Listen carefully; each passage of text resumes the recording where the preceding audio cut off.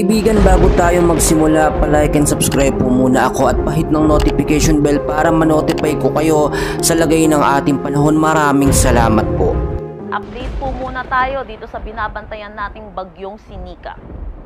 Ito pong low pressure area na binabantayan natin ay tuluyan na naging isang ganap na bagyo kaninang 8 a.m. at pinangalanan nating Nika. Ang kanyang location kaninang 10 a.m. ay 1,145 kilometers east ng southeastern Luzon. May taglay na lakas na hangin na 55 kilometers per hour at pagbugso na 70 kilometers per hour. At ang kanyang movement po ay westward sa bilis na 30 kilometers per hour. Samantala, ito naman pong satellite imagery natin, meron din tayong other weather systems na nakikita po. Unahin na po natin itong dating bagyong si Marce na nasa labas naman na po ng ating Philippine Area of Responsibility at wala naman ng any direct effect sa anumang parte ng ating bansa. Samantala, meron din tayong low pressure area na binabantayan sa labas ng ating Philippine Area of Responsibility at ito'y huling namataan sa line 2,700 km east ng northeastern Mindanao. Sa ngayon po, medium chance na siya maging isang ganap na bagyo or possible po siya maging isang ganap na bagyo within the next 24 to 48 hours. Pero dito po muna tayo sa ating binabantayang bagyo na si Nika. In terms of hangin po, meron na tayong tropical cyclone wind signal number 1 dito sa May Catanduanes. So asahan din po natin ang possible na pinakamataas na itataas nating tropical cyclone wind signal dahil dito kay Nika ay signal number 3. In terms naman sa rainfall na dala nitong bagyong Nika, tomorrow noon hanggang Monday noon, asahan natin ang moderate to heavy or 50 to 100 millimeters of rain dito sa may Cagayan, Isabela, Aurora, Quezon, Camarines Norte, Camarines Sur at Catanduanes. So asahan po natin yung mga possible na mga pagbaha at mga pagguho din ng lupa. By Monday noon at Tuesday noon, kung makikita po natin, meron na tayong intense to torrential na pag-ulan. Ito po dahil sa paglapit po ni Nika dito sa Philippine landmass. Dito po asahan natin ang intense to torrential or over 200 millimeters of rain dito sa Cagayan, Apayao at Isabela. Asahan na po natin yung mga widespread ng incident po ng mga flooding at mga pagguho ng lupa. Heavy to intense naman dito sa may Abra, Kalinga, Mountain Province at Aurora.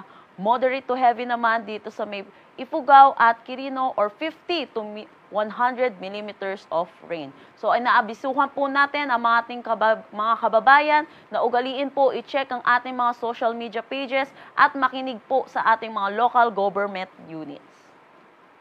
Para naman sa magiging track nito ni Nika ay by 24 hours or by November 10, 8 a.m., isa na po siyang ganap na tropical storm at ito'y location po niya 650 kilometers east ng Infanta, Quezon. By 48 hours prior to landfall po, mag-i-intensify pa po ito at ito'y magiging isang ganap na severe tropical storm at yung possible location po niya 190 km east ng Baler, Aurora. By 72 hours ay severe tropical storm pa rin naman po siya pero nasa labas na siya ng ating Philippine landmass. Pero asahan po natin yung location niya 170 km west ng Bacnotan, La Union. By 96 hours, nasa labas na po siya ng ating Philippine Area of Responsibility or by November 13, Wednesday po itong inaasahan natin na paglabas po niya. Ano po ba yung na-expect natin in terms of hangin po?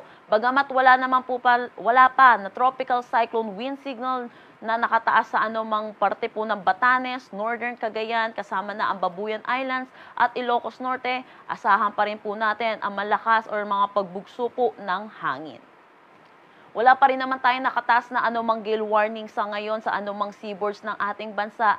Pero asahan po natin possible po bukas ng umaga or ng hapon magtataas na po tayo ng gale warning lalo na po dito sa eastern section ng ating bansa. Pero sa ngayon dahil po dito sa bagyong Nika ay asahan na rin po natin na ang up to 3 meters na mga alon dito po sa northern at eastern seaboards ng Catanduanes at seaboards ng Kalayaan Islands.